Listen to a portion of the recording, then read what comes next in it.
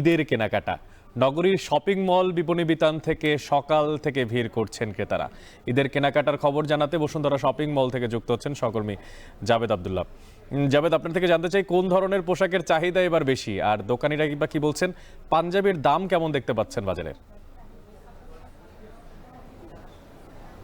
অনেক ঈদ উল ফিতর কিন্তু আসন্ন। এই ঈদ উল ফিতর ধর্মীয় মুসলিম উম্মার সবচেয়ে বড় যে উদযাপন, সেই উদযাপনে কিন্তু নিজেকে সাজাতে এবং রাঙাতে নতুন পোশাক পরিবারের সদস্যদের জন্য সবাই কেনাকাটা করে থাকেন।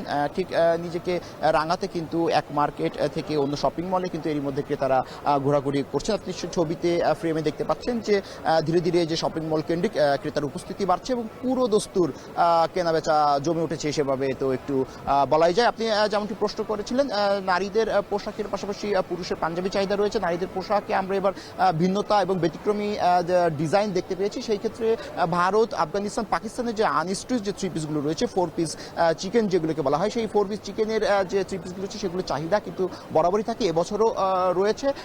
দরদাম নিয়ে কিন্তু ক্রেতা বিক্রেতার একটি মিশ্র প্রতিক্রিয়া থাকে।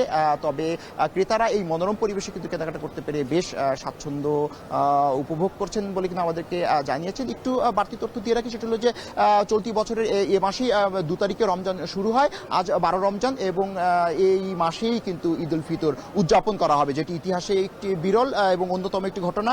পাঞ্জাবির পাশাপাশি কিন্তু লিলেন কুর্তি, কামিজ, হালকা প্যাশল শেডের থ্রি পিস, গাউন, এর পাশাপাশি কিন্তু রাজত্ব করছে গাঢ় বোল্ড শেডের পোশাক, আরামদায়ক আনারকলি, কাপ্তান পাওয়া যাচ্ছে।